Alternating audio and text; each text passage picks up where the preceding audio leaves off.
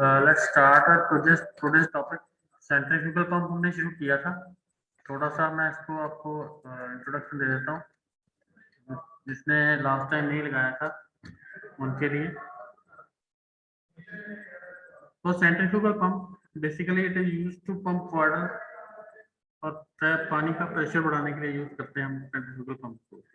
ठीक है, तो यहाँ से पानी एंटर करता है, जो सेक्शन साइड यहाँ लिखा है, यहाँ से पानी एंटर करता है आफ्टर रोटेशन, अंदर से घूम के ये यहाँ पे हमें आउटसाइड प्रेशर मिलता है। ठीक है, तो ये जो रेड कलर का दिख रहा है इसको इम्पेलर बोलते हैं। इसके साथ साथ वॉल्यूड केसिंग है, right. Then this is drive shaft flange, non free pipe flange, जो बाहर यहाँ से इस यहाँ से अगर आप कोई पाइप को अटैच करना है तो ये फ्लैंज के साथ हम नट बोल्ट्स लगा के अटैच करते हैं। यहाँ पे भी नट बोल्ट्स लगा के यहाँ पे फ्लैंज के साथ नेक्स्ट पाइप को जोड़ते हैं। This is a pump casing and upstream pipe flange इसको बोलते हैं, जो यहाँ पे हम पाइप नट एंड बोल्ट लगा के दूसरी पाइप के साथ इसको अटैच करते हैं, राइट। तो ये सेंट्रीफ्यूगल पंप है। इसके बारे में ये वाली स्लाइड मैं लास्ट टाइम आपको एक्सप्लेन कर चुका हूँ। What is it is the reverse of, basically it is reverse of जो हाइड्रोलिक टर्बाइन, जो हमने टर्बाइंस पढ़ी है उसके उल्टे तरीके के साथ ये काम करता है पंप। पंप है वो it is utilising electricity, electrical energy को यूज कर रहा है to convert into mechanical energy is being utilised. Mechanical energy यानी कि गोल गोल घूमने वाली एनर्जी है, that is being utilised to convert into hydraulic energy. Hydraulic energy क्या है? हमारे पास जो प्रेशर है वो कम अवेलेबल है आउटलेट, और हमें हाई प्रेशर पे पानी चाहिए, तो वी यूज दिस पंप और it converts mechanical energy into this hydraulic energy, right. It is just the reverse of turbines. Turbine में होता क्या है, हमारे पास हम पानी को स्टोर करते हैं, ऊपर से पानी गिरता है, the energy stored in water और hydraulic energy is being converted into mechanical energy. जो पानी गिरता है टर्बाइन के ऊपर, टर्बाइन घूमना शुरू कर देती है, and that hydraulic energy is being converted into mechanical energy. It is just the reverse of that. यहाँ पे पंप पे जो सेंट्रीफ्यूगल पंप है जस्ट रिवर्स ऑफ दैट। तो ये सारी स्लाइड मैंने आपको लास्ट टाइम एक्सप्लेन करती थी। If you have any doubt you can ask me.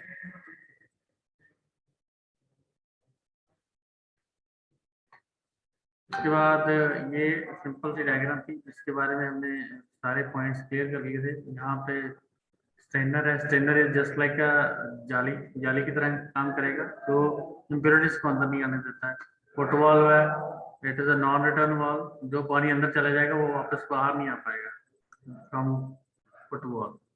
Sump है जहाँ पे पानी खड़ा है, जैसे सक्शन पाइप जो पानी के अंदर डिप रहेगी, that is suction pipe and being attached to the eye of the centrifugal pump. Eye इसको बोलते हैं सेंटर पार्ट। तो ये आई के साथ अटैच होगी, इसके ऊपर फिर इम्पेलर लगेगा, इम्पेलर घूमेगा, जब वो घूमेगा तो सेंट्रीफ्यूगल फोर्स के साथ इसका प्रेशर बढ़ेगा। ठीक है, तो this is priming valve, very important term priming. Priming is just to fill this pump and this suction pipe with water is called priming. जब हम कोई पंप नया लेते हैं तो जब हम चलाते हैं तो सीधा पानी उठाना शुरू नहीं करता है, what we need is to add water in the pump। पानी के अंदर हमें पंप के अंदर पहले पानी डालना पड़ता है, because the difference is the densities of water and air। अगर उसके अंदर एयर होगी तो वो हाई डेंसिटी वाला वाटर को सक नहीं कर पाएगा। ठीक है, अगर सेम वाटर भी अंदर होगा और बाहर भी वाटर है तो सेम जब डेंसिटीज हो जाएंगी तब वो उसको सक कर पाएगा। That is the reason. तो ये इसका डिलीवरी पाइप है and this is delivery valve and this is overhead tank, जहाँ पे पानी आपको जाके स्टोर करना है, जैसे घरों की टंकी होती है। तो ये क्लासिफिकेशन थी, क्लासिफिकेशन के बारे में ज़्यादा नहीं डिस्कस करेंगे। दो चीज़ें इंपॉर्टेंट है, वॉल्यूट casing. वॉल्यूट casing is this increasing cross sectional area. वॉल्यूट casing इसको बोलते हैं, इंक्रीजिंग क्रॉस सेक्शनल एरिया को वॉल्यूट केसिंग बोलते हैं, right. And this vortex casing, एक फिक्स्ड एरिया हम along the along this impeller एक फिक्स्ड एरिया दे देते हैं, उसको हम बोलते हैं वॉर्टेक्स एरिया और vortex chamber. It avoids the formation of eddies. Eddies होते हैं जो गोल गोल वर्ल्स बनते हैं, उनको अवॉइड करता है। जब पानी कहीं से घूमेगा तो उसके जब जब यहाँ से इसके एजेस से जब पानी छोड़ेगा तो ये एजेस यहाँ पे गोल गोल घूमना शुरू कर देता है पानी के अंदर। इसको अवॉइड करने के लिए प्रोवाइड वॉर्टेक्स चैम्बर और Whirlpool chamber along the impeller. ये इसको अवॉइड करता है, ये गोल गोल ना घूमे पानी। एंड डिफ्यूजर केसिंग है समहाउ, अगर यहाँ पे भी हम सीधा अगर चैम्बर भी छोड़ते हैं तो समहाउ सारा का सारा जो गोल गोल एक्शन आ रहा है पानी के ऊपर, जो गोल गोल घूम रहा है पानी, वो पूरा का पूरा खत्म नहीं हो पाता है। To completely eliminate that we need some other device, that is diffuser। जैसे फिक्स ब्लेड होते हैं टरबाइन के अंदर, यहाँ पे डिफ्यूजर लगते हैं, वो उसकी जो पूरी की पूरी जो गोल गोल घूमने की जो टेंडेंसी होती है उसको बिल्कुल खत्म कर देते हैं।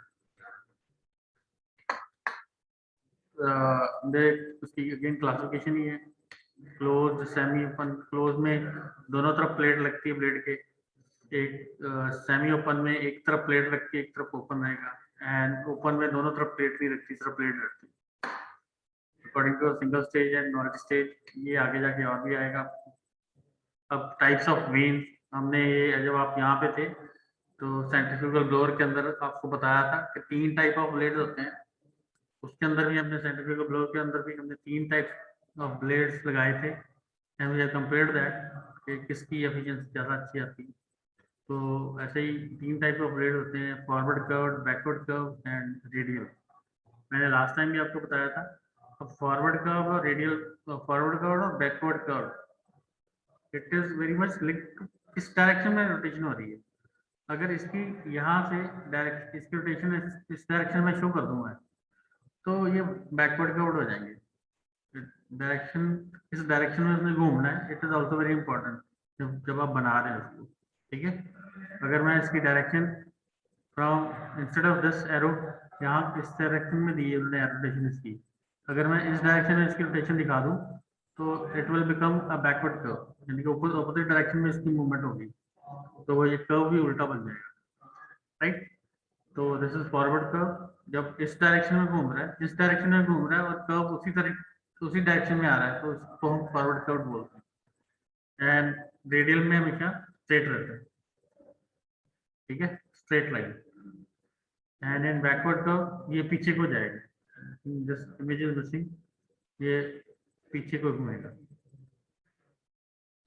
Now according to the distribution of shaft, horizontal and vertical shaft, horizontal shaft ऐसी होगी एंड वर्टिकल शाफ्ट ऐसी।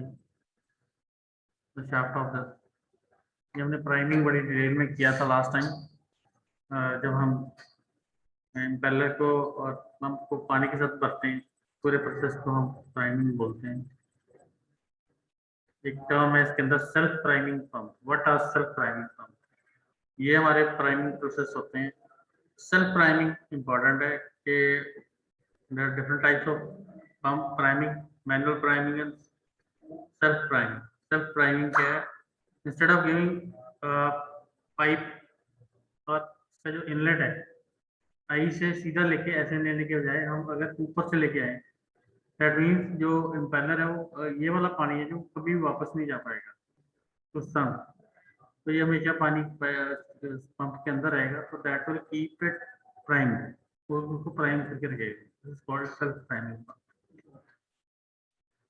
तो यहाँ तक हमने किया था, ठीक है, तो इससे आगे शुरू करते हैं। इसके बाद the working of centrifugal pump. impeller in a rotating motion forces water out towards the circumference due to centrifugal force। जब हम इसको जो इम्पेलर है इसका, इम्पेलर को जब तेज घूमता है तो it forces the water outside, वो सेंट्रीफ्यूगल फोर्स की वजह से बाहर को फोर्स करता है, तो बाहर जो हमारी वॉल है उसकी वॉल्यूट केसिंग है, it pushes the water to the outer side. जब वो घूमता है तो due to this negative pressure get generated at the centre of the pump. जो घूमता है तो सेंटर में वो जो भी पानी आएगा वो बाहर घूम जाएगा, जो सेंटर में नेगेटिव प्रेशर बनता है यानी कि वहां पे सक्शन क्रिएट होगी and water from the sump is sucked inside the form. The kinetic energy of high velocity water is converted into pressure energy because of diverging passage of the casing. Diverging passage के तरफ जो हमने वॉल्यूट casing दी है, जो वॉल्यूट casing है, जो ये जिस डाइवर्जिंग सेक्शन की वजह से किनेटिक एनर्जी का प्रेशर एनर्जी में कन्वर्ट होता है, converted into pressure energy because of diverging passage of. तो I hope it is clear to you. Working कैसे करता है, जब घूमता है, तो घूमता है तो पानी बाहर को निकलता है, ठीक है. तो जब जो बिल्कुल सेंटर होगा इम्पेलर का, वहां पे एक वैक्यूम क्रिएट होता है और सक्शन क्रिएट होगी. वैक्यूम की वजह से सक्शन क्रिएट होगी, तो पानी जो सम्प के अंदर है, जहाँ से हमने पानी उठाना है, वहां से सक्शन हो जाता है, तो होना शुरू हो जाता है. Now work done. अब हमने टरबाइन हमने पेल्टन टरबाइन का वर्क डन निकाला था. Then we have calculated the work done in Francis turbine. Though we have not calculated work done in Kaplan turbine, it is very much similar to that of Francis turbine. So अब work done in the impeller of centrifugal pump. अगर centrifugal pump के अंदर work done निकालना है, what is the work done in the centrifugal pump, तो उसका how to calculate that वो करेंगे. Expression for work done or energy supplied by impeller of centrifugal pump on the liquid flowing tube may be derived by same way as turbine. तो जैसे turbine में हम निकालते हैं, वैसे ही इसके अंदर भी वेलोसिटी ट्रायंगल ही बनेगी, उसके साथ ही हम इसको निकालते हैं. तो कुछ assumptions हैं, पहले you must keep it in your mind that इसके अंदर जो वाटर एंटर करेगा, that will be from eye and it is in radial direction. The liquid enters the impeller eye in the radial direction. Double component VW1, जिसको हम VU1 लिखते हैं या VW1 लिखेंगे, that will be equal to 0. ये आपने you must keep it in your mind. V1 क्यों 0 ले रहे हैं, क्योंकि द वाटर जो एंटर कर रहा है वो रेडियल डायरेक्शन में कर रहा है, रेडियस के लॉन्ग, ठीक है. No energy loss in the impeller due to friction and eddy formation. जब गोल गोल घूमेगा तो देयर इज अ टेंडेंसी कि एडी बनेगी, लेकिन हम वी अज्यूम इट कि वो ऐसा कुछ नहीं होगा. देयर विल बी नो ऐसा लॉसेस ड्यू टू दिस. ना फ्रिक्शन की लॉस को हम कंसीडर करेंगे, ना एडी फॉर्मेशन की लॉस को. तो जब एंटर करेगा एकदम से शॉक लगेगा. शॉक के वजह जब एकदम से एंटर करेगा, तो शॉक की वजह से जो लॉसेस आएंगे उसको भी हम इग्नोर करेंगे. Well, no loss due to shock at the entry. जब एकदम तेज घूमेगा तो there will be suction at the eye of that impeller. तो एकदम से जो पानी एंटर करेगा तो शॉक प्रोड्यूस होगा, शॉक वेव प्रोड्यूस होगी. इग्नोर दैट आउट, उसको भी इग्नोर करेंगे. There is a uniform velocity distribution in the narrow passage formed between two adjacent vanes. तो जो दो adjacent vanes हैं इम्पेलर के अंदर, इम्पेलर 3 टाइप के होते हैं, open, semi open and close. तो जो दो ब्लेड्स हैं उनके बीच में जो नैरो पैसेज है, it is having uniform velocity distribution. तो वेलोसिटी यहाँ पे हर एक पॉइंट पे सेम रहेगी. तो ये कुछ assumptions हैं that you have to keep it in your mind. Sometimes a question is asked in 2 marks. हाँ जी, पूछिए. Hello sir. हाँ जी, हाँ जी. सर assumption का फर्स्ट पॉइंट दोबारा रिपीट कर दो. हाँ, जो पहले ही assumption है, फर्स्ट assumption पूछ रहे हैं, है ना चंदन? हाँ जी सर. हाँ, कि यहाँ से देखो, जब वो पानी एंटर करेगा यहाँ पे आएगा and it will move radially outward. यहाँ से बाहर को जाएगा, जब वो घूमेगा पानी यहाँ से एंटर करेगा और रेडियली बाहर जाएगा. Assume it is रेडियल, ठीक है. पहली assumption यही है.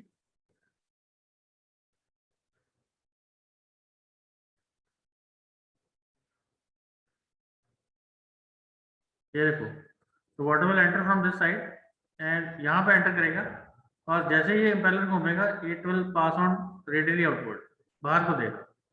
दो it is not purely radial, तो लेकिन इसको हम रेडियल अज्यूम करते हैं. assumption is this. ये प्योरली रेडियल तो नहीं होता है, लेकिन हम इसको रेडियली अज्यूम करते हैं. This is the first assumption. तो रेडियल होगा, तो जैसे ये आपके पास डायग्राम है रेडियल की, तो इनलेट और आउटलेट यहाँ पे जो एंगल है ये 0 आना चाहिए, और दैट यही इसको VU1 will become 0. VU1 will become 0 in this because of radial entry. VW1 और VU1 दोनों 0 जाएंगे, and flow component is equal to V1 यानी कि रेडियली आउटवर्ड निकालेगा, ठीक है। तो V1 और VU1 will become equal to 0। अब ये डायग्राम देखो, ज्यादा क्लैरिटी हो जाएगी जो मैं कहने की कोशिश कर रहा हूँ। यहाँ से पानी एंटर करेगा आई से and it will pass on at the outlet. यहाँ पे ये इसका सर्कमफेरेंस हो जाएगा, आई से एंटर करेगा एंड आई से ये रेडियल डायरेक्शन में एंटर करेगा। V1 is equal to VF4। There will be no VU1 in this case. V1 का दो कंपोनेंट होते हैं, एक हॉरिजॉन्टल कंपोनेंट, एक वर्टिकल कंपोनेंट। तो जो V1 है वो रेडियली एंटर करेगा तो there will be no second component of that, VU1 नहीं आएगा या VW1 नहीं आएगा, ठीक है। तो V1 और ये U1 वेलोसिटी इन दोनों का रिलेटिव आ गया VR पर एट द एंट्रेंस। एंड जब वो ब्लेड से घूम के बाहर निकलेगा तो बाकी सारी वेलोसिटीज आएंगी। V2 इस डायरेक्शन में आएगा, ठीक है। U2 is the blade velocity and VW2 and VR2 ये VF2 आ जाएगा। तो ये डायग्राम ये ध्यान में रखनी है आपको। If you can draw it you should draw it. तो ऐसा कोशिश मैं भी करता हूँ, मैं भी इसको बोर्ड के ऊपर बनाता हूँ, ठीक है। आप भी इसको बनाओ, डायग्राम इंपॉर्टेंट है, तभी आप इसको वर्जन निकाल सकते हैं।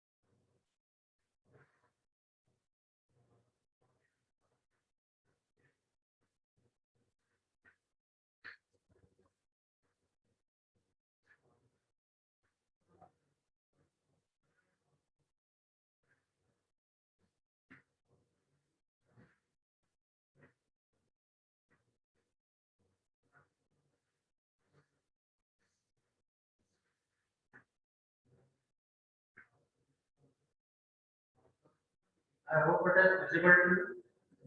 दिख रहा है?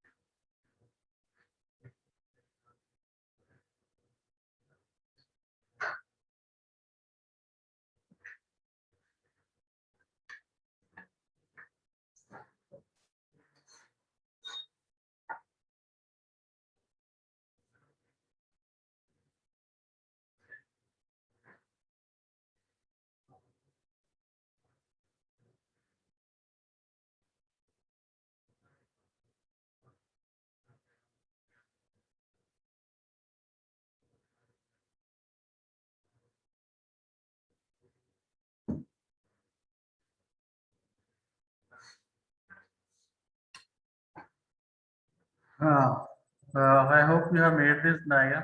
तो जब centrifugal pump when you are asked to derive the work done in case of centrifugal pump, तो ये आपने डायग्राम बनानी।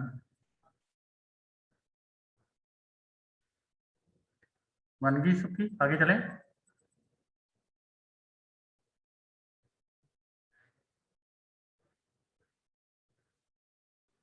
Yes sir.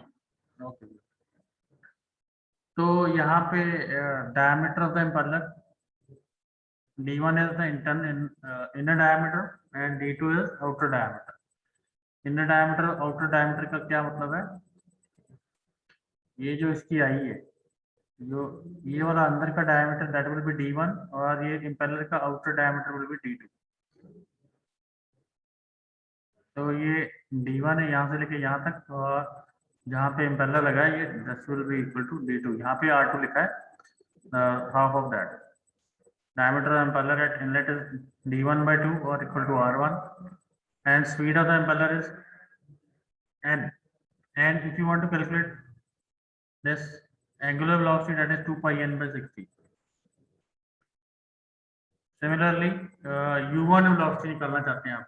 If you want to calculate U1 velocity, pi dN by 60, जैसे आप टरबाइन में निकालते थे, and 2R1 पर इंस्टेड ऑफ D1 अगर आप 2R1 लिखते हैं, यानी कि twice of radius is equal to D1, 2 pi R1 N by 60 is equal to U1 and that can be equal to omega R1।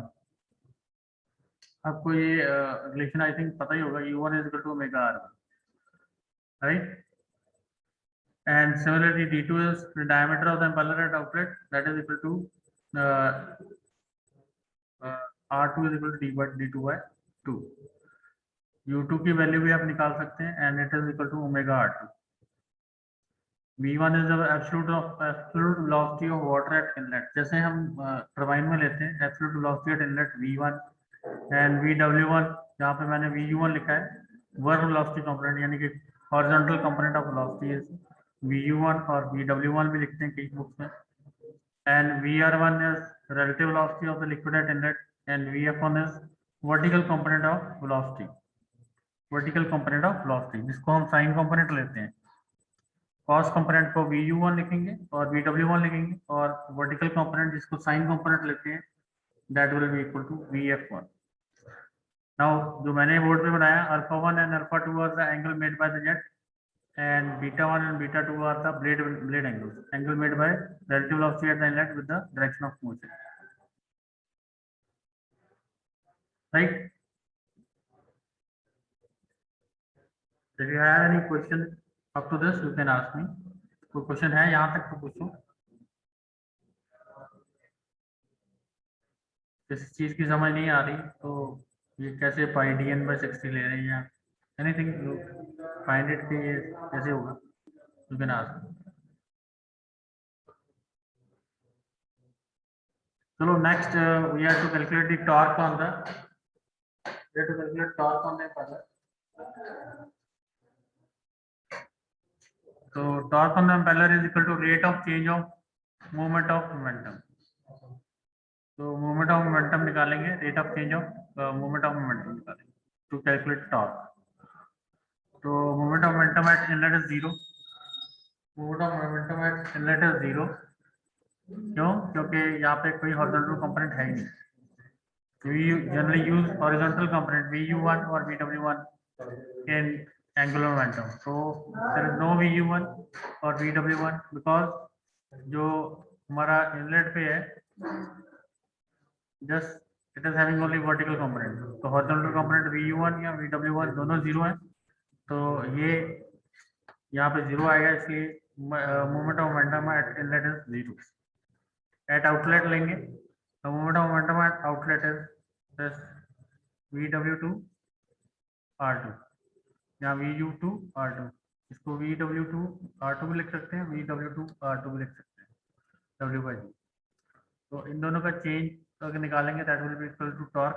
तो क्योंकि इनलेट है नहीं, वो माइनस होना था, यहाँ पे माइनस, वो कंपोनेंट 0 माइनस नहीं हो पाएगा, तो torque is equal to W/G VW2 R2।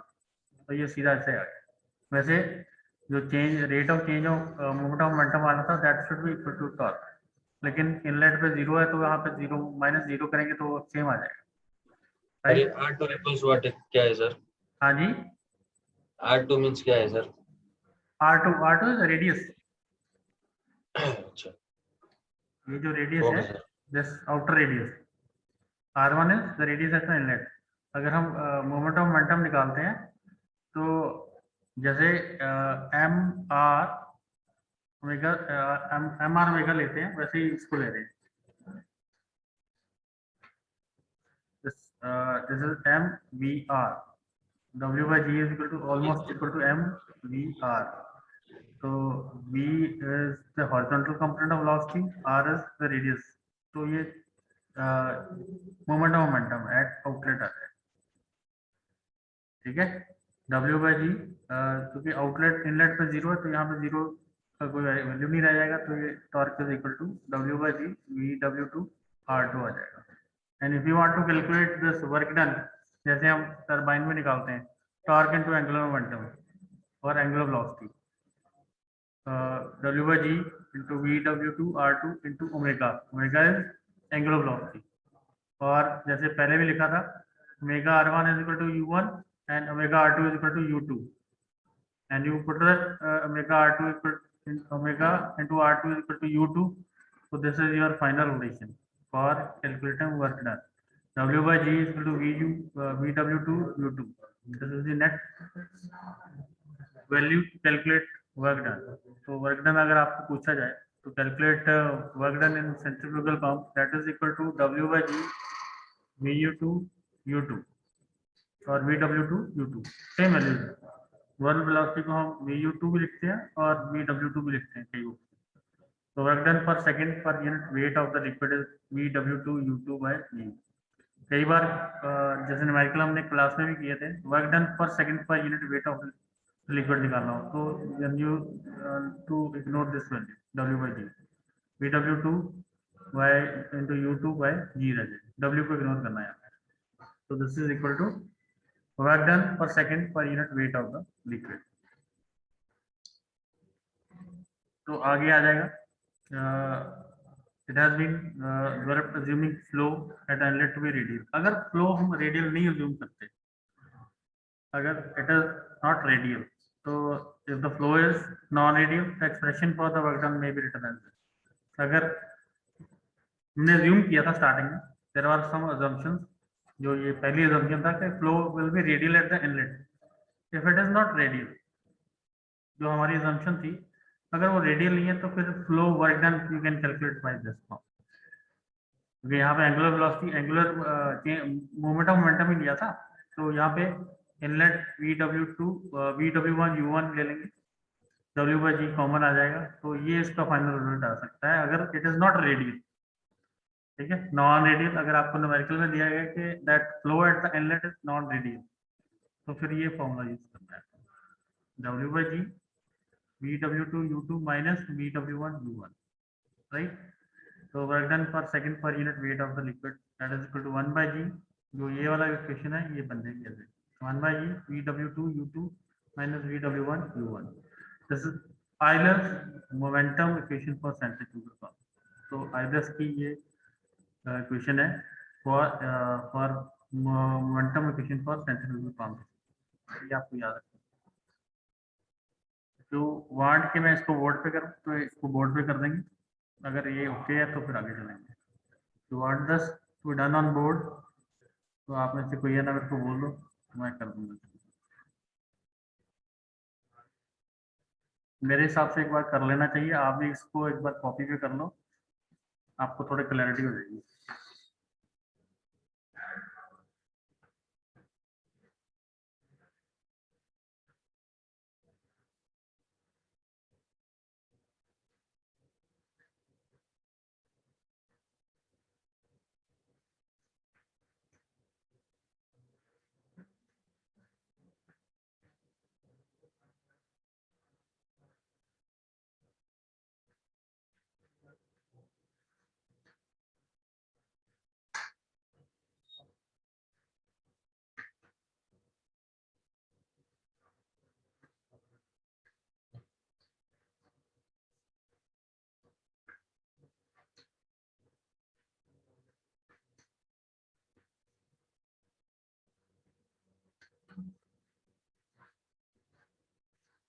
the moment of momentum at inlet is equal to 0 as the flow is radial.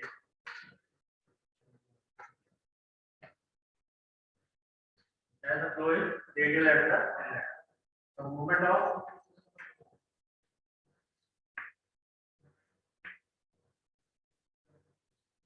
momentum at outlet is equal to W by VW2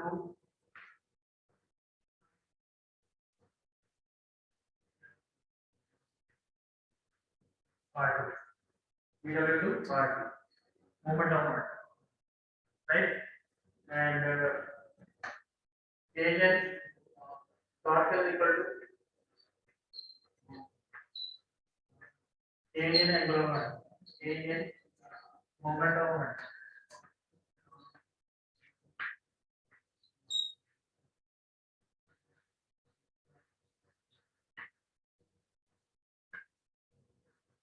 Okay, inlet is 0, so outlet at torque is equal to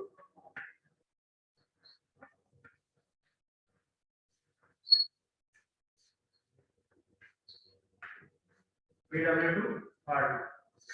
I think if you want to calculate work done, tau into omega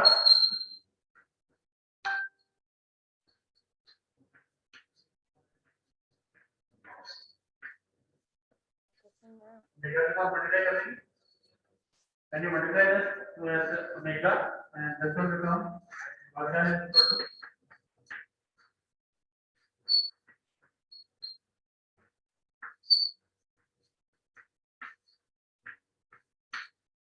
omega के साथ multiply करोगे तो omega R2 is equal to U2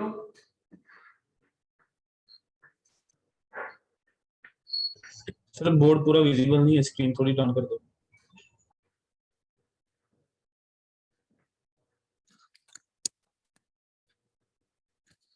is that visible now? Yes sir. So VW2 R2 और R2 into omega करेंगे तो that is equal to U2. ये इसका work है।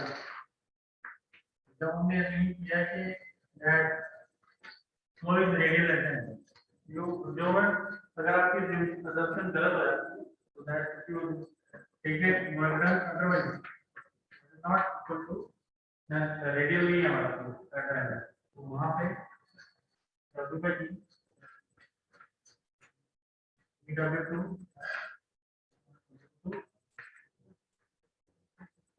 minus VW1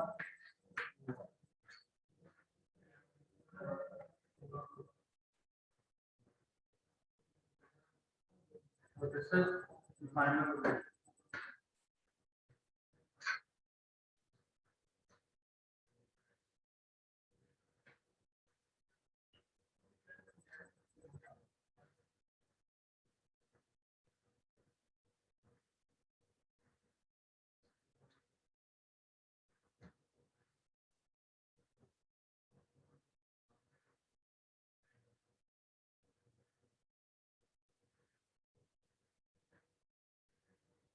and in this case it's something that the flow is in the that means the curve जो पीछे को दिया गया है it is backward flow.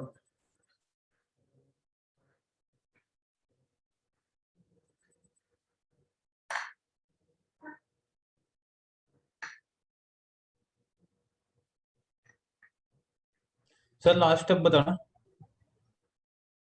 Last step this work done is to W by G. If you don't assume that कि ये radial flow है, तो अगर आप just somewhere in numericals या अगर numerical में कहा जाए कि the flow at the inlet is non-radial, you have to calibrate work done.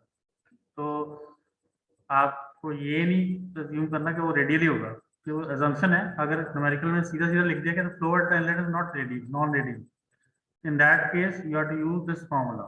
आपको जो change in rate of change of momentum momentum यहाँ पे जो आएगा वहाँ पे W by G VW1 R1 आएगा, तो वो कंसिडर करना है फिर आपको। इनलेट से। इन मोस्ट ऑफ द केसेस अगर आप न्यूमेरिकल सॉल्व करेंगे तो इसी के साथ काम चलेगा, but this is also important, तो ये आपने लिख के रखना है।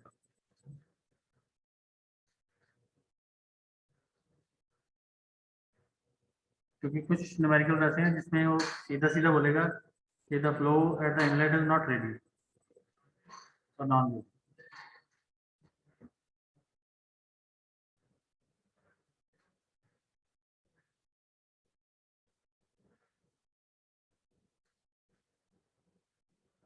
ठीक है, आगे चलें।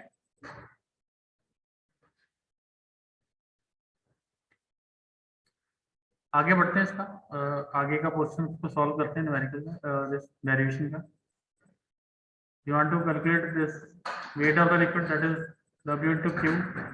Q is volume of the liquid, and volume of the liquid is pi into D1 V1. D1 V1 is that width and thickness, or diameter into this thickness, or diameter into width into flow velocity, जो इसका discharge है। Q is discharge of the liquid or volume of the liquid. Pi D1 D1 ये area हो गया into VF1, pi into D1 D1 area, pi area into flow velocity. This is equal to discharge at inlet and discharge at outlet, right? अगर आपको weight of the liquid निकालना है, that is equal to W into Q, and Q is volume of the liquid or discharge of the liquid, pi D1 D1 VF1 at the inlet and pi D2 B2 VF2 at the outlet. Discharge ये आपने पहले भी किया, ठीक है, जैसे हमने turbine में किया था। वेरी मच सिमिलर, जो जो बनेंगी इक्वेशन सेम आएंगी। नाउ कुछ थिंग्स दैट वी कैन, जैसे हम कहते हैं ना केस वन, अगर ऐसा हो जाए तो फिर क्या होगा, तो जस्ट टू ड्राइव दैट, उसके आगे का कुछ पार्ट है, उस जो हमने वर्क डन निकाला है उसको हम किसी और तरीके के साथ भी लिख सकते हैं। हाउ, जो आउटलेट वेलोसिटी ट्रायंगल है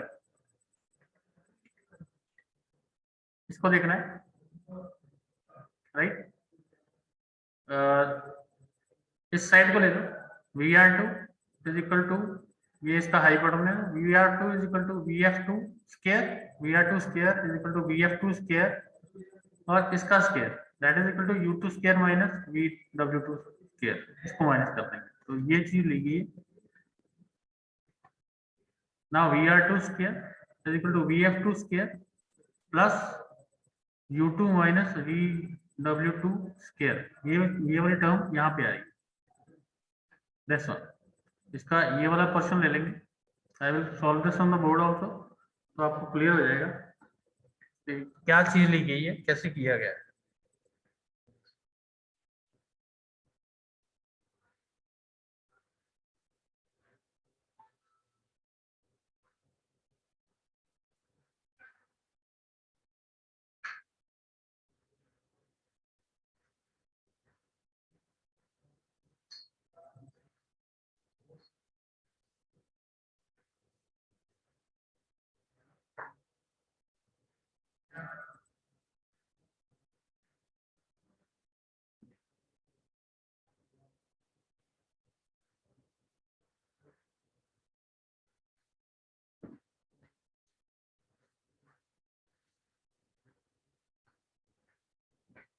फर्स्टली आपको ये वाला हिस्सा लेना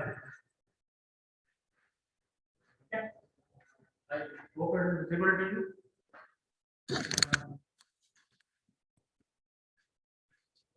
तो पहले आपने जब टेक दिस पोर्शन और यहाँ से VR2 की वैल्यू निकालना है, राइट।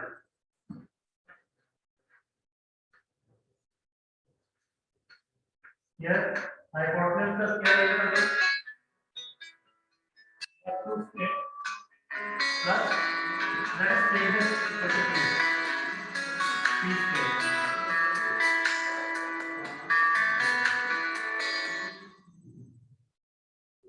ये का स्क्वायर। नाउ p, हमने ये वाले ट्रायंगल ली, VR2 square is hypotenuse, this is base और this longitude 4, VF square plus p square, p की वैल्यू क्या होगी टोटल हमारा U2 है माइनस VO2।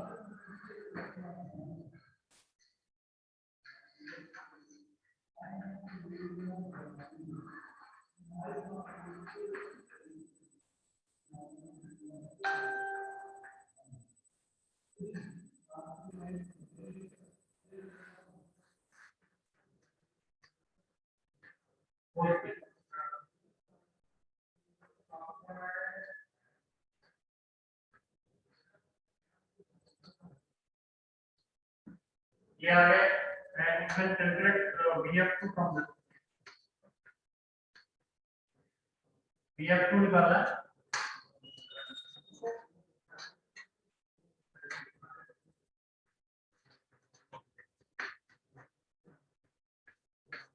यहाँ से हमें VF2 निकालना है। ये वाली टर्म इधर ले जाए, यहाँ पे प्लस की, यहाँ पे जाके माइनस में जाए, तो ये आपके पास VF2 आ गया। Similarly, now take this side of this side. Again calculate VF2 from this.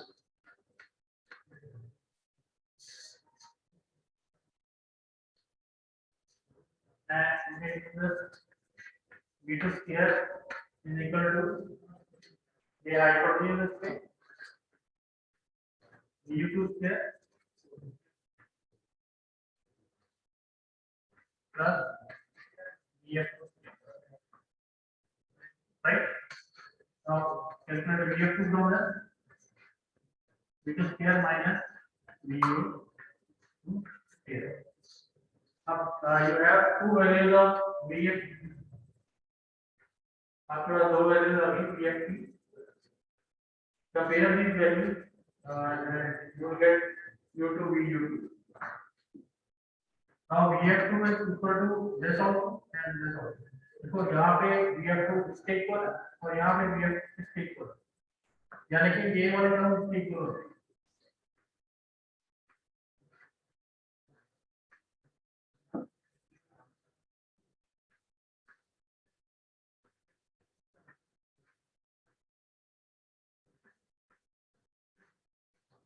ठीक है?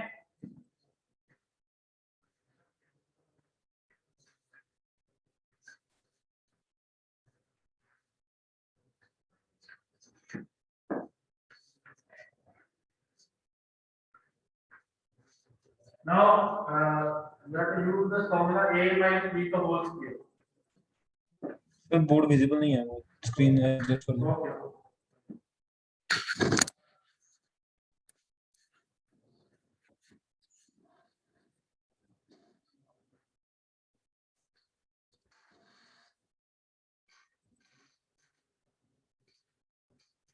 Is it visible now? Yes, देख रहे हो sir. बेटा?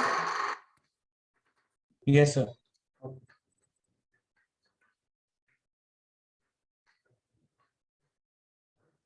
Okay, now from here you have to take A minus B का whole square. A square plus B square minus twice of U2 VU2. ठीक है? A minus B का whole square लगा लिया, लेकिन ब्रैकेट के अंदर ऐसा, so that minus करना पड़ता है। इसके बाद B square VU2 square VR2 square minus U2 minus VU2 square हमें square और minus और minus plus 2U2 VU2, right? VR2 square minus U2 square minus VU2 square minus or minus plus 2U2 VU2, right? Now दोनों तरफ से आप compare करेंगे and you have to calculate the value of VU2 U2. आपकी screen में भी है, इसके साथ ही आप कंपेयर करते जाओ। We are somewhere here, यहाँ पे है,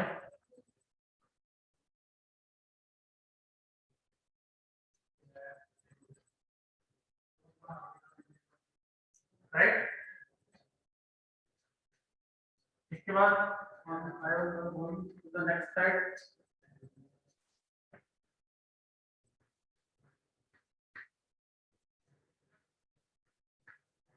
this is u2 that is equal to u2 square minus du2 square left hand side of the equation. Now du2 square minus du2 square plus square root of u2 du2.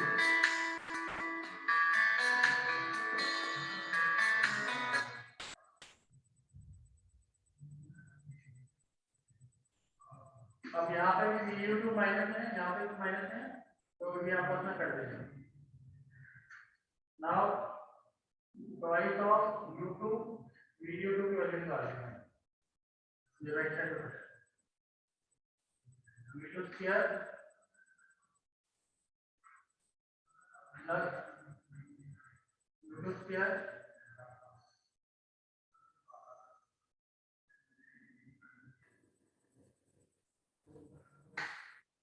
Minus du2. देखो ये बन रहा है. After that u2 du2 is equal to 1/2 of u2 square plus u2 square minus du2 square.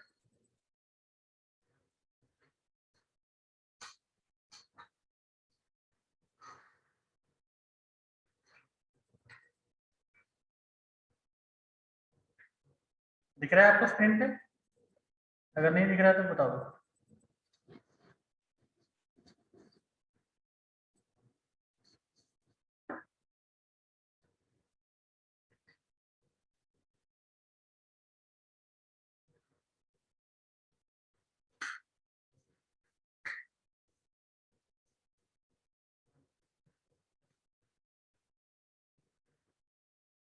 If you have any doubt up to this, you can ask. यहाँ तक कोई doubt है तो पूछ लो.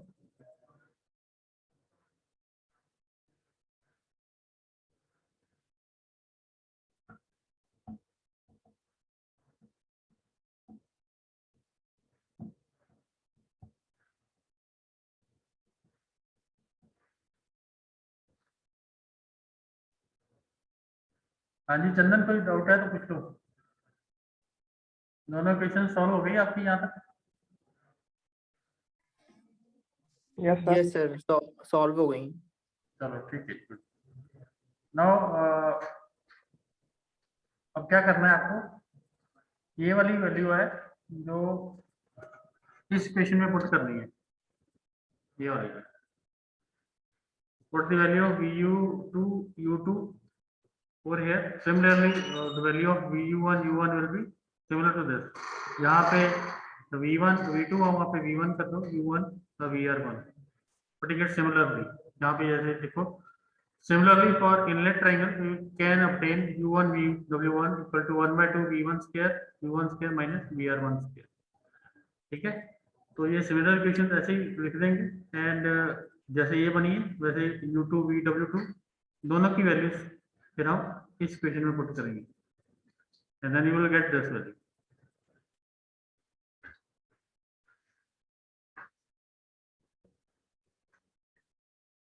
मैं भी इसको बोर्ड पे करता हूँ, आप भी करते जाओ.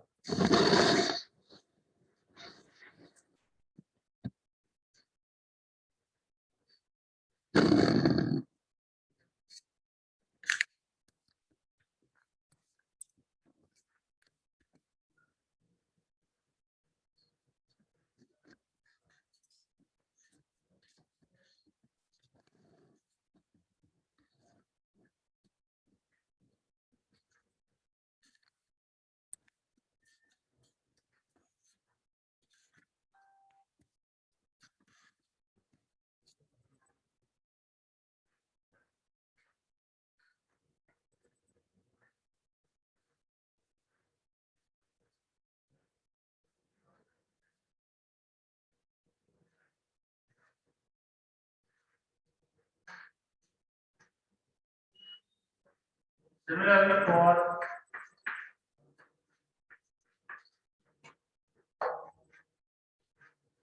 Electronic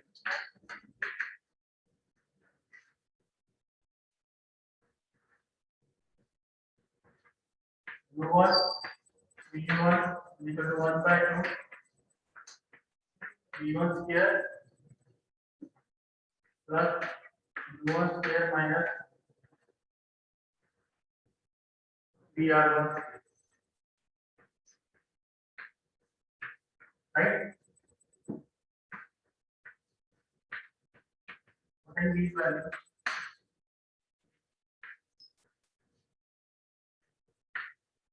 And 1 by V1 U1 minus 1 0 to V1 U1. इसमें ये एवरेज पुट कर दो तो you will get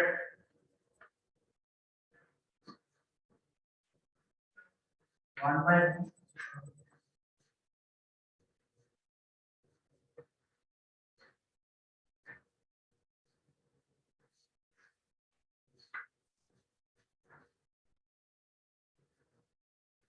one by two वाले सब टू वहां ले लेते हैं v2 square minus v2 square minus v1 square plus v2 square minus v1 square दोनों की वैल्यू पुट कर दी उसकी वैल्यू वो वाली एंड दिस वैल्यू अब जब आप इसको सॉल्व करेंगे you will get this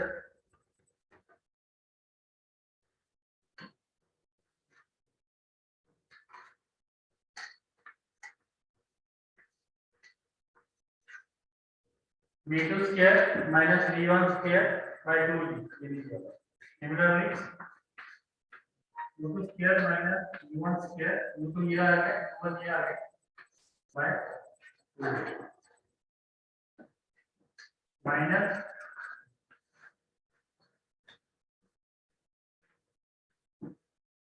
v2 square v1 square by 3. यहाँ पर प्लस आएगा यहाँ पर माइनस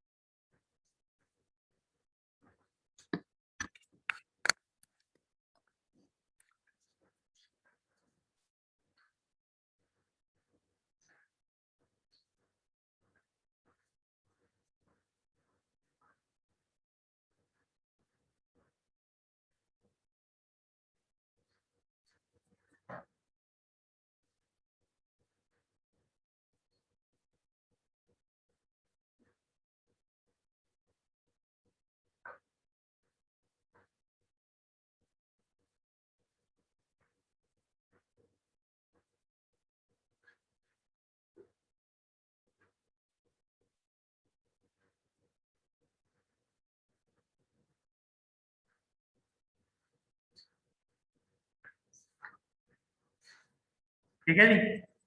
अब इन तीनों टर्म्स का मतलब क्या है जो ये तीनों टर्म्स आएंगी v2 square minus v1 square by 2g u2 square minus u1 square by 2g vr square minus vr1 square minus vr2 square by 2g. The first term v2 square minus v1 square by 2g represents the increase in kinetic energy, your dynamic head. Sometimes you are asked to calculate dynamic head. So उसके लिए you have to use this formula v2 square minus v1 square by 2g. In some of the numericals, you may be asked to calculate the dynamic head in the centrifugal pump. So for the formula for that is v2 square minus v1 square by 2g, right? In same numerical, you may be asked to calculate static pressure. So for static pressure, u2 square minus u1 square by 2g is the formula for that. And third term, vr1 square minus vr2 square by 2g indicates the change in kinetic energy due to retardation of flow. So change in kinetic energy अगर निकालनी है तो vr1 square minus vr2 square by 2g use करेंगे. तो ये कुछ centrifugal pump की कुछ फाइंडिंग्स थी वर्क डन के साथ। So with this, the work done of this pump is over. और इसके बारे में कोई डाउट है तो पूछ लो। If you are not able to find this relation, तब भी पूछ लो। अगर हो गया है तो, अगर कोई डाउट है तो पूछ लो।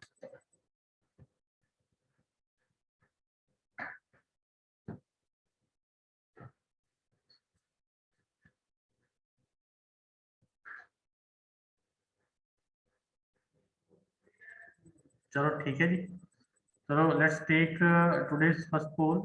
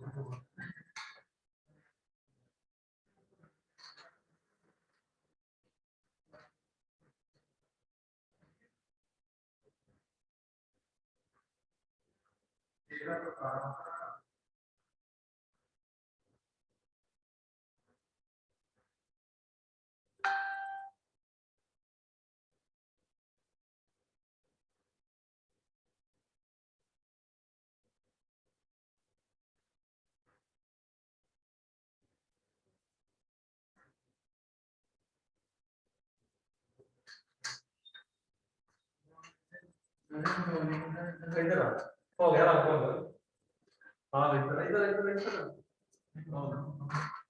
आपने इधर मारता हाँ जरिया था होगा तो आपने पहला दिन तो 3 अंतर है बाहर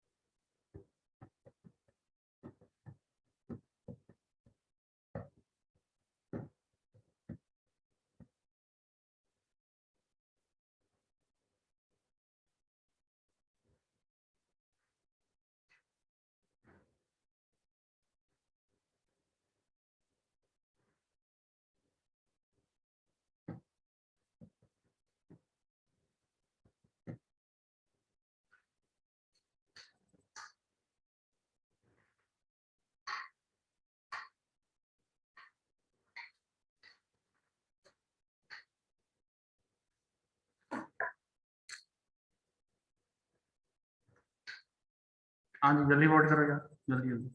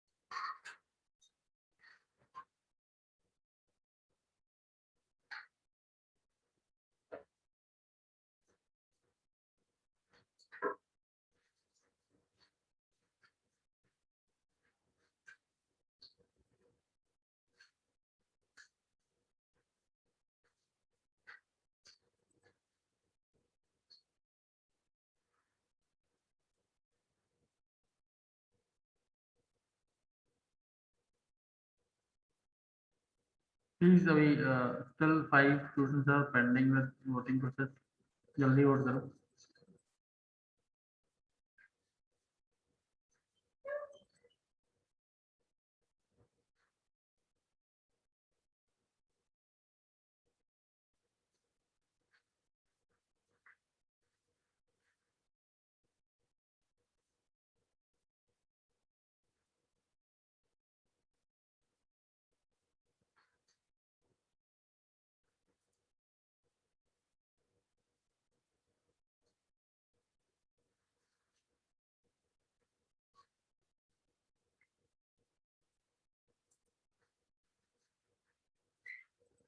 I have entered this poll. The question was in a reaction turbine, the function of draft tube is to reconvert the kinetic energy to the flow energy.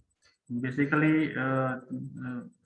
हमारे पास प्रेशर एनर्जी होती है, उसको kinetic एनर्जी में convert किया जाता है with the help of that runner and fixed blade.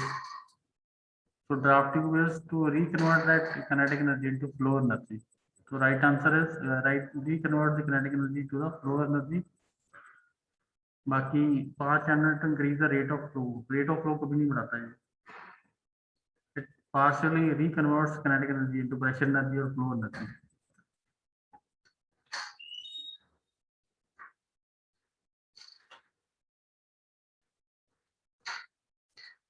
ठीक है जी, एनी डाउट इन दिस? आगे जा रहा हूं मैं।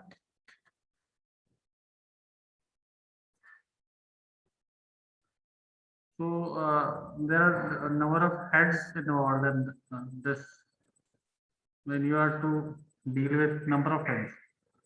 Head क्या होता है and कितने number of heads are there? There are 3 I think 6 different types of heads: suction head, delivery head, static head, manometric head and total head, Euler's head.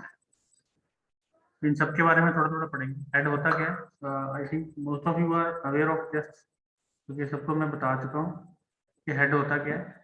Head is basically pressure को हम head के form में major करते हैं, कितनी height तक हमने पानी को स्टोर करके रखा है, that is equal to head, meters में होता है हेड। तो head is a further of 6 types in this particular centrifugal pump case. तो suction head, what is suction head, what is delivery head, इसके बारे में स्टडी करते हैं। Suction head, it is the vertical distance between the liquid level in the sump and the center line of the pump. Usually it is 7 to 8 meters toward cavity. तो जो generally 7 to 8 होता है, लेकिन देखो होता क्या है, ये इसका आई लेवल है, आई यानी कि आई का सेंटर, द इम्पेलर का बिल्कुल सेंटर इज आई, आई का बिल्कुल सेंटर से लेके जहां से हमने पानी उठाना है, जिस लेवल से, इससे कितना नीचे है, this particular this is HS, suction head, and its value is kept between 7 to 8 meters to avoid cavitation. Cavitation क्या है, इसके अंदर भी आएगी कैविटेशन, उसके बारे में स्टडी करेंगे। ठीक है, कैविटेशन आपको थोड़ा सा प्रोसेस मैंने लास्ट लेक्चर में बताया था कि जैसे it is undesirable process because of जब वो प्रेशर वेपर प्रेशर से नीचे गिरता है तो बबल्स बनते हैं। It is also playing very important role in pumps also. तो उसको अवॉइड करने के लिए कम से कम 7 से लेके 8 मीटर तक हम generally use it for suction head. Now delivery head HD, it is the vertical height of the liquid surface to the overhead tank to which liquid is to be delivered to the center line of the pump. देखो ये centre line है और ये overhead tank है, यहाँ से लेके यहाँ तक की distance in meters is called delivery head. Static head, next is static head. It is the vertical distance between the liquid level in the sump and the overhead tank. It is the sum of suction head and delivery head. तीसरा आ जाता है static head. Static head is total head between, ये देखो HST, static head, it is equal to HD plus HS, दोनों को add करेंगे तो ये आ जाएगा। Manometric head, the head available head against which the centrifugal pump has to work is known as manometric head. Generally जो इसको दूसरी लैंग्वेज में देखें तो जो गेज के अंदर जो प्रेशर आता है, ये वर्किंग ऑन इट, तो गेज का जो प्रेशर उसका होगा, जो मैनोमीटर लगा होगा, उसको जो हेड होगा उसको मैनोमेट्रिक हेड बोलते हैं। total head, it is a total head which has to be developed by the pump to deliver the liquid from sump to the overhead tank. Total head क्या है? It is very much similar to static head. Total head है sump से लेके पानी को ऊपर तक लेके आने के लिए कितना डेवलप करना पड़ेगा, that is equal to total head of particular pump. Next जो last रह गया Euler's head, it is defined as the head developed by the impeller. It is denoted by HV. तो head कितना impeller कितना बना पा रहा है, that is Hello, sir. हाँ जी बोलो। Sir, then what is the difference between static and total head? जो static head है, it is a vertical distance between यहाँ से कहाँ से स्टोर यहाँ से लेके और यहाँ तक का vertical distance है in meters, ठीक है। Total head, it is the head developed by the pump. Pump का हेड कितना डेवलप किया, ये डिस्टेंस है, ये है कि उसने कितना डेवलप किया है, टोटल हेड कितना डेवलप किया है। अगर देखो इन most of the cases it will be equal, most of the cases ये इक्वल भी हो सकता है और ये डिफरेंट भी हो सकता है इन सम केस, ठीक है, because of some frictional losses और ऑल दैट, उसकी वजह से ये डिफरेंस भी हो सकता है, लेकिन मोस्ट ऑफ द केसेस में ये इक्वल ही होगा, static head and total head almost same.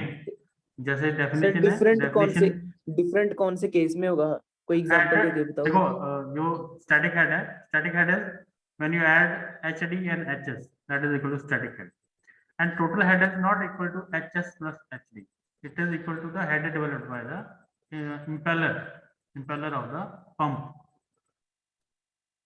Impeller ने कितना काम किया, वो इतना उसने कहाँ से लेके कहाँ तक पानी उठा के फेंक दिया, that is a different thing, लेकिन इम्पेलर ने कितना काम किया, that is equal to total head. In most of the cases मैं वही कह रहा हूँ, सेम होगा। In numerical that total head is given, power developed या head developed by this impeller is given to you from now in most of the cases, ठीक है, लेकिन ये डिफरेंट भी हो सकता है, सेम भी हो सकता है। और हेड जैसे हम power developed by the pump और जो जेट है, लेकिन वर्क डन वो अलग होता है, ठीक है, work done by the pump और power developed by the pump दोनों अलग होते हैं, कुछ frictional losses and all that add करते हैं। तो कितना the static head is HD plus HS, simple formula, लेकिन जो टोटल हेड है, head developed by the impeller of the pump, it is equal, देखो इसको डेफिनेशन अच्छे से ना पढ़ो दोनों को।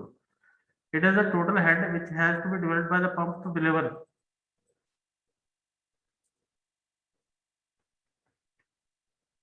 The liquid from the sump into the overhead tank.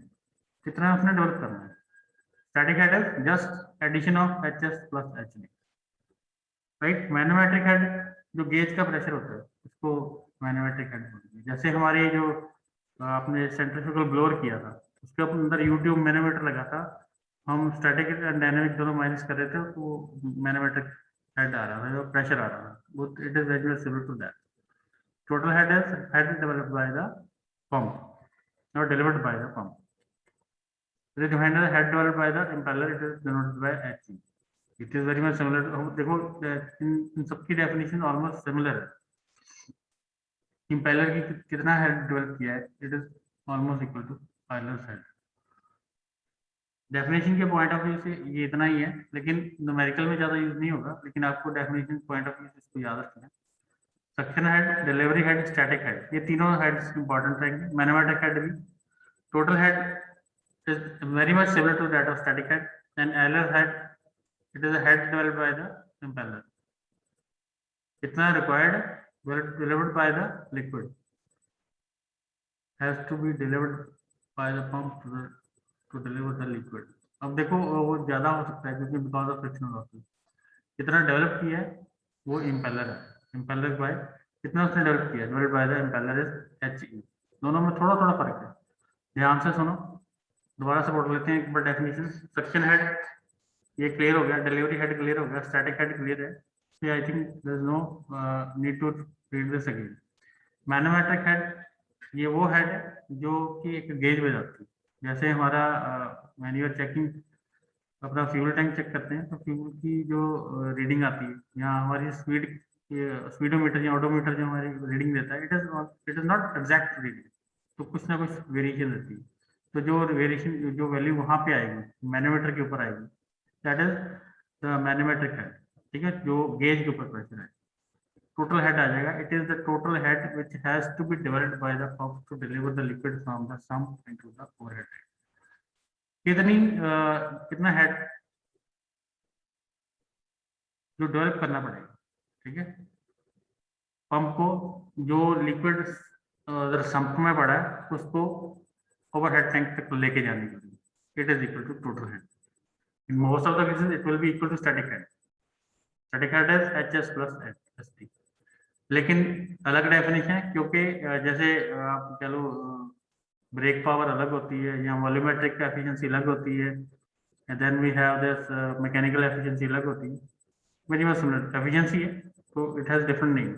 Total head is which has to be developed by the pump, जितना head उसको पंप को डेवलप करना पड़ेगा, जितना लिक्विड हमें सम्प से लेके ओवरहेड टैंक तक लेके जाना पड़ेगा, ठीक है। दूसरा head developed by the pump, वो कितना चाहिए तो कितना डेवलप किया है, हेड डेवलप्ड, और यहाँ पे कितना हैज टू बी डेवलप, कितना डेवलप करना चाहिए, वर्डिंग में सिर्फ इतना फर्क, ठीक है।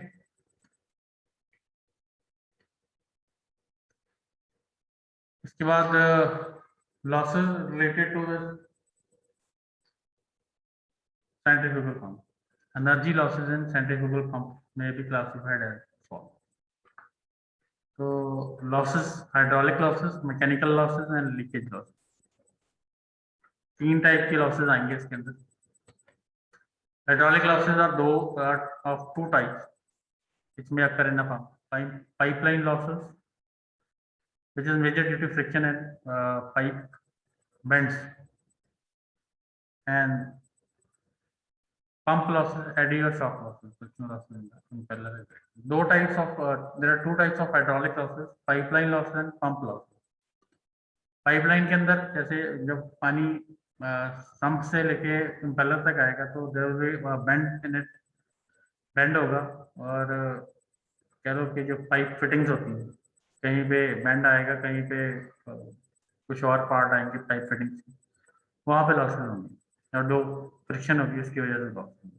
तो एक तो ये लॉस होगा, दूसरा लॉस पंप के अंदर ही होंगे, जो वर्ल्स बनते हैं पंप के अंदर जो घूमता है तो वर्लिंग मोशन ऑफ वाटर, उसकी वजह से जो लॉसेस आएंगे, friction losses and impeller and guiding. जो फ्रिक्शन लॉसेस पानी के, still talking about only water की वजह से, वाटर के अंदर जो friction losses in the impeller आएंगे उसको हम पंप के अंदर कंसिडर करेंगे, और जो पाइप के आएंगे, पाइप के अंदर फ्रिक्शन लॉसेस आएंगे तो हम पाइप लॉसेस के अंदर कंसिडर करेंगे। But you cannot mix it with friction of bearing and जो जिस शाफ्ट के ऊपर, बेयरिंग के ऊपर जो इम्पेलर लगा है, आप उसके साथ इसको कंफ्यूज नहीं कर सकते। That friction losses comes under mechanical losses. तो जो बेयरिंग एंड ग्लैंड्स आएंगे losses, that comes under mechanical losses. तो bearing is a mechanical part, तो जो मैकेनिकल पार्ट के साथ फ्रिक्शन के साथ लॉसेस आएंगे, that comes under mechanical losses. तो third is leakage losses, slipping back of part of liquid through the clearance between the impeller and casing due to pressure difference in inlet and outlet. तो कुछ part जो liquid का है, instead of coming to the delivery shaft और delivery pipe, it moves back towards the suction pipe, तो वो leakage loss के अंदर है। कुछ हिस्सा जब घूम रहा है इम्पेलर तो इतना पानी आगे जा ही नहीं पाता है, कुछ पानी फिर रिवर्स बैक वापस आता है, तो that comes under the category of leakage loss. और भी लीकेजेस हो सकती हैं जो पंप के अंदर जो लीकेज हो सकती है, जैसे पाइप फिटिंग्स के अंदर पानी लीक कर जाता है, all that can also be considered in this, ठीक है जी। आगे चलने से पहले एक और पोल ले लो, आज की पोल पूरी करनी है।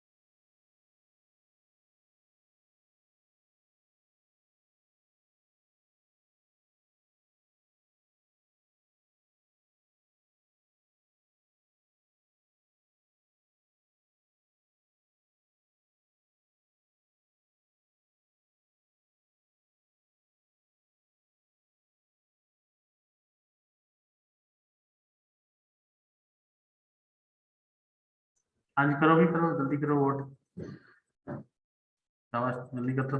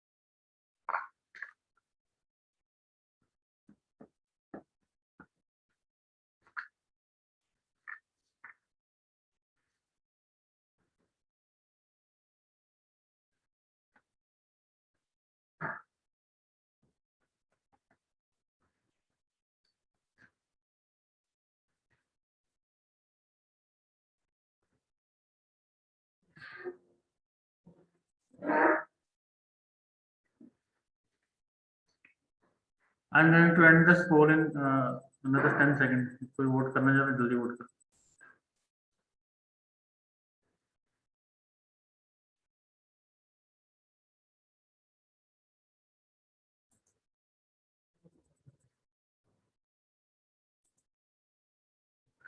So the question was, which of the following statement is correct for a reaction turbine? The outlet must be above the tail race level. Water may be allowed to enter a part or whole of the wheel circumference. Flow can be regulated without loss. There is only partial conversion of available head to velocity head before entry to the rotor. So the right answer out of these four options is there is only partial conversion of available head to the velocity head before entry to the rotor. तो right answer ये fourth one है। तो you are bit confused, water में भी allowed to enter a part of whole of the wheel circumference, तो ऐसा नहीं होता है। पूरे व्हील के साथ के अंदर पूरा कंप्लीट पानी में घूमता है। Flow can be regulated without loss, can not be regulated without loss. Outlet must be above tail, it should be below tail. Outlet तो हमेशा पानी के अंदर डिप करके रखते हैं। रिएक्शन टरबाइन के अंदर जो ड्राफ्ट ट्यूब है, draft tube is the outlet of a reaction turbine that has to be dipped in tail race. पानी के अंदर डिप करके रखते हैं तभी जाके दैट लॉसेस आर एलिमिनेटेड। तो the right answer is that there is only partial conversion of available head to velocity head before entry to the rotor.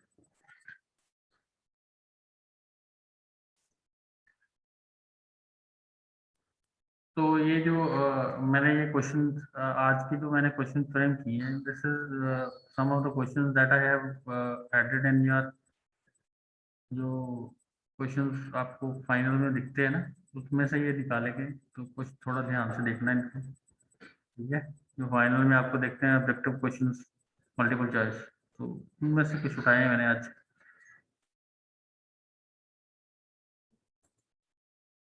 So these were the losses: hydraulic loss, mechanical loss and leakage losses. Hydraulic loss में जो pipeline आ जाती है, pipeline losses, जैसे pipe में या band वगैरह में जो लॉस आएंगे, और पंप के अंदर जो एडीज होते हैं, जो गोल्स बनते हैं, गोल गोल पानी घूमता है, उसकी वजह से जो लॉस आता है। फ्रिक्शन लॉसेस एंड इम्पेलर, उसकी वजह से। मैकेनिकल लॉसेस में आ जाएंगे जहाँ पे भी कोई रोटेटिंग पार्ट है, मैकेनिकल लॉसेस आएंगे जहाँ पे मैकेनिकल पार्ट है रविंग और फ्रिक्शन उसके अंदर आती है, तो उसकी वजह से जो लॉस आती है। देन लीकेज लॉस है, जो पानी लीक कर जाएगा, बैक चले जाएगा या जो मोटर से लीक कर जाएगा, that will come under leakage loss. So mechanical efficiency, volumetric efficiency, hydraulic efficiency in overall efficiency, ये आप इसके बारे में आपको मैं बता चुका हूँ। मैकेनिकल एफिशिएंसी कब कंसिडर करते हैं, why we are calculating mechanical efficiency, क्योंकि जो मूविंग पार्ट्स हैं उनकी वजह से उनके अंदर जो लॉसेस आते हैं उनको अगर कंसिडर करें और उसकी एफिशिएंसी निकाली जाए, तो that will equal to mechanical efficiency. The formula for that is on your screen.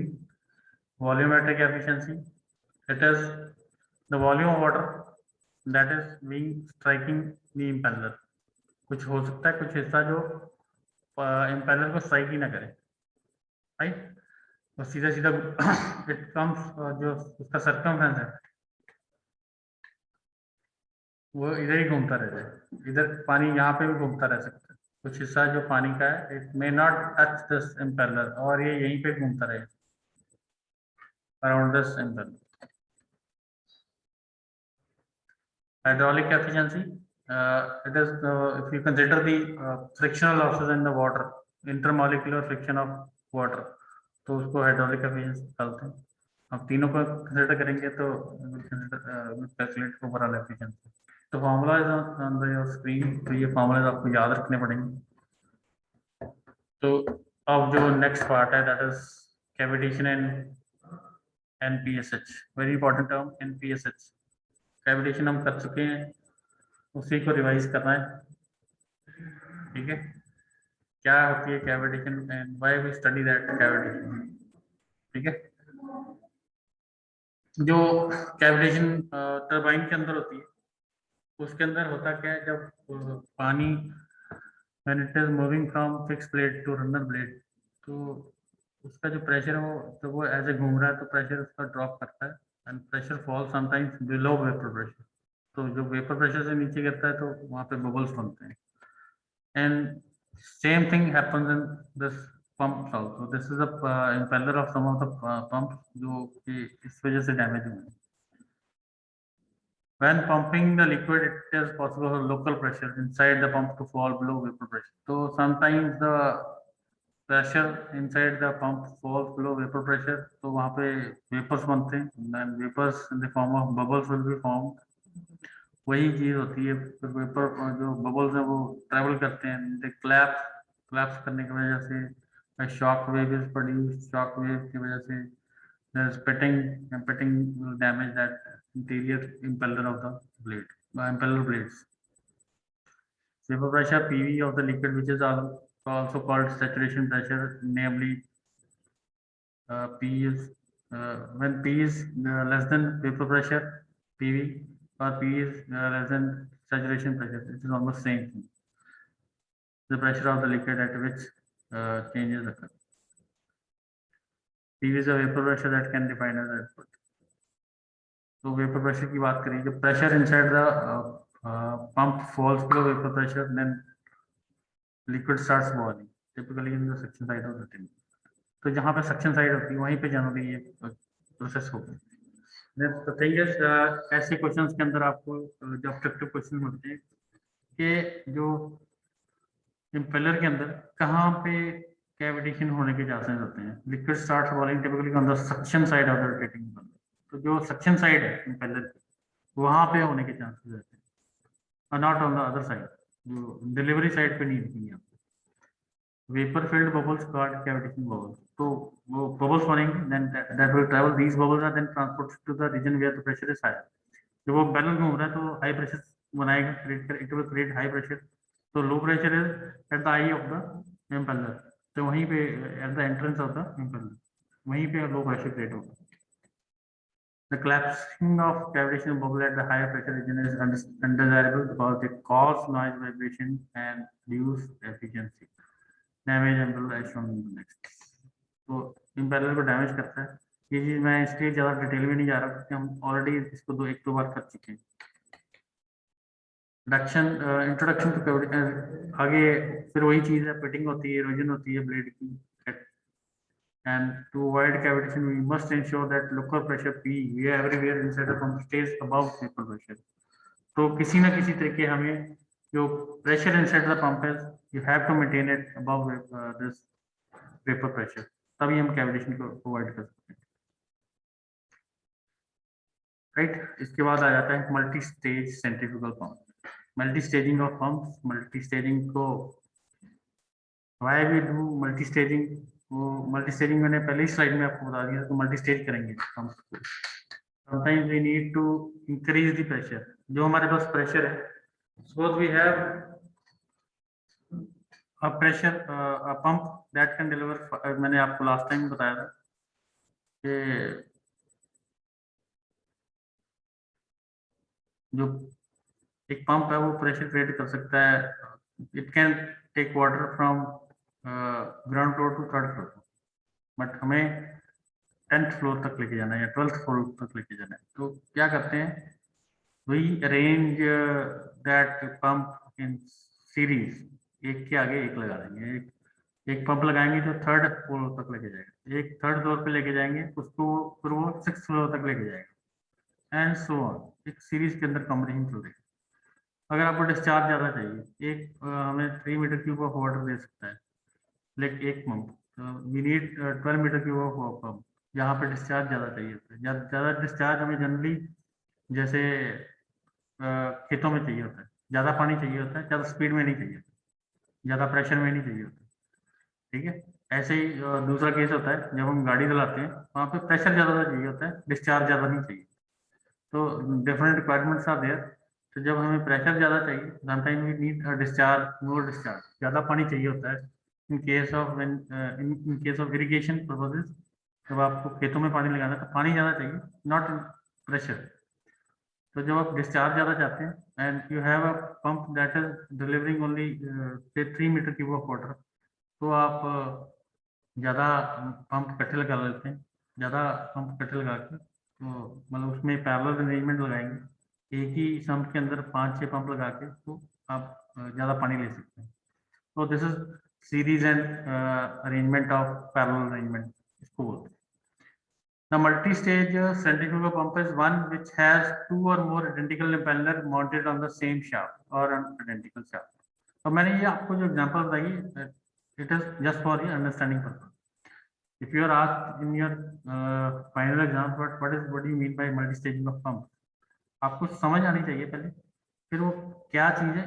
अब देखो, एक ही शाफ्ट के ऊपर ज्यादा impeller, either you attach in the series और इन पैरेलल, तो वो इम्पेलर ही चेंज कर रहे हैं हम। मैं पंप्स की बात कर रहा हूँ, लेकिन यहाँ पे इम्पेलर्स की बात होगी। इम्पेलर एक ब्लेड को बोलते हैं, ठीक है। Identical impellers mounted on the same shaft or different shaft. The important function performed by multi-stage pump. To produce head greater than that permissible with a single impeller. जो एक सिंगल इम्पेलर अगर जितना pressure create कर सकता है या जितना head create कर सकता है, अगर उससे ज्यादा प्रेशर चाहिए तो we have to, the task can be achieved by series arrangement. Series में हम लगा लेते हैं, wherein the impellers mounted on the same shaft enclosed in the same case. And if you want a discharge a large quantity of liquid, head remains same, that this task is accomplished by parallel arrangement. अब ये series and parallel arrangement है क्या? Diagrams are important, तो diagrams आपने ध्यान में रखनी है when you are attempting a question related to multi-staging of pumps.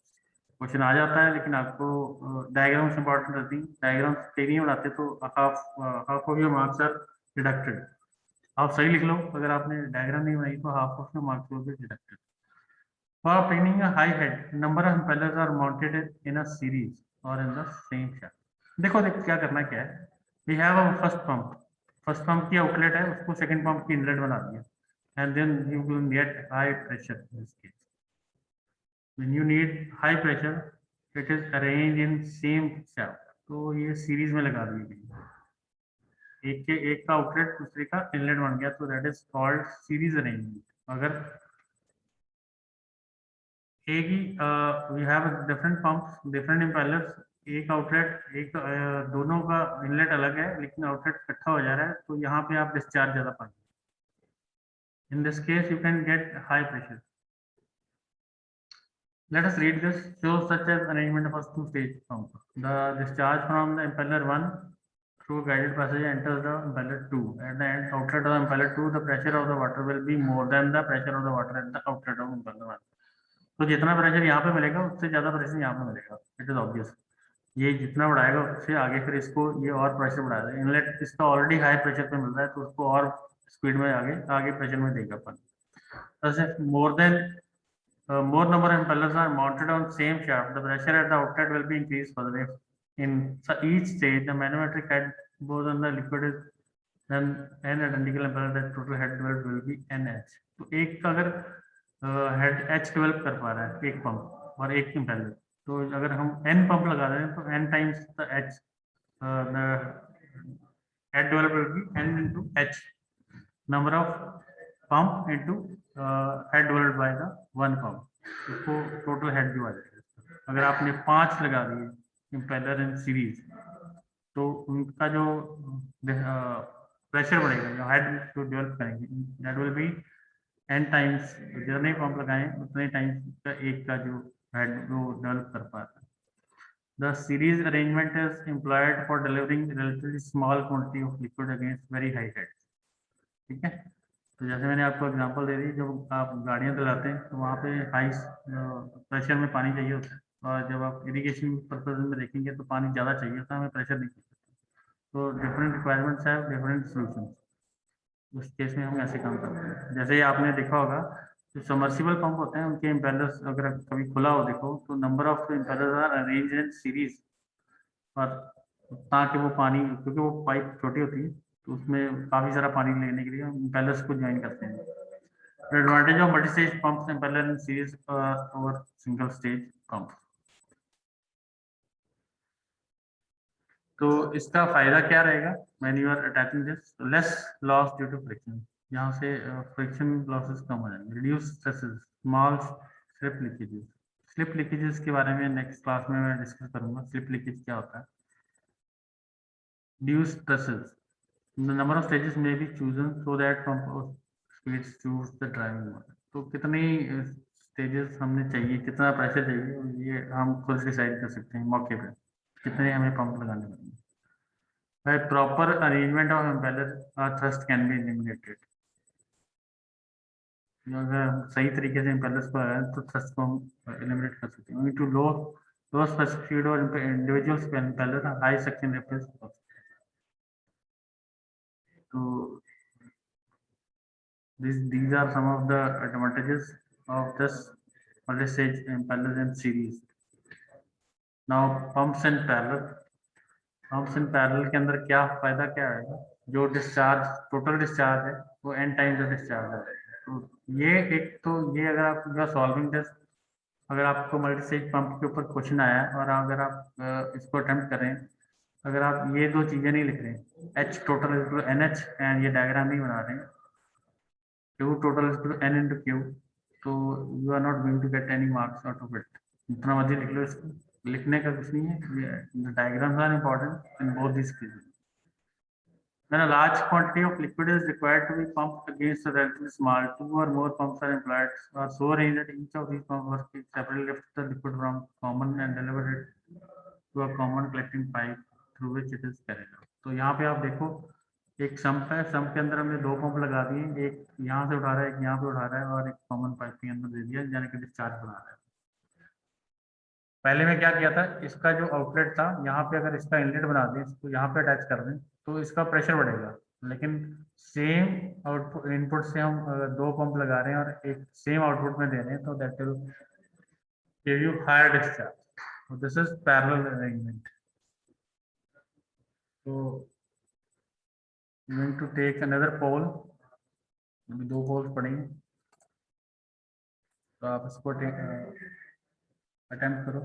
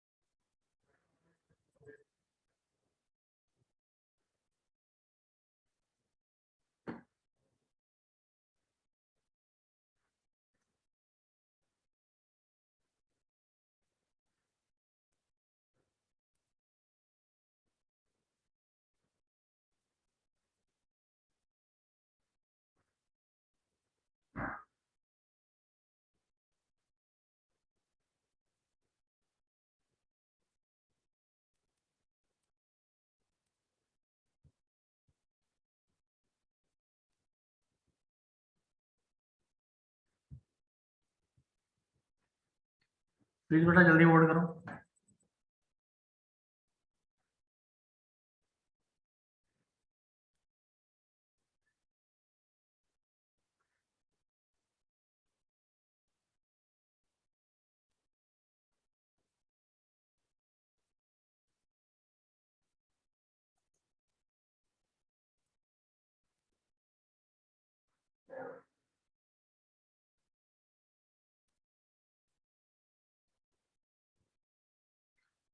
So the question was, which of the following serious problem arises from cavitation? So the first was noise and vibration, ये तो होता है. Damage the plate surface, ये भी होता है. The fall in efficiency, ये भी होता है. So means the right answer is all of the above. ठीक है, तो सारे केस होते हैं. नॉइज और वाइब्रेशन भी प्रोड्यूस करता है, डैमेज भी करता है प्लेट को, एंड एफिशिएंसी भी गिरती है. Right answer is all of the above. तो ये आपके रिजल्ट्स हैं. तो आप में से 12 ने सही आंसर दिए. लास्ट कॉल भी ले लेते हैं.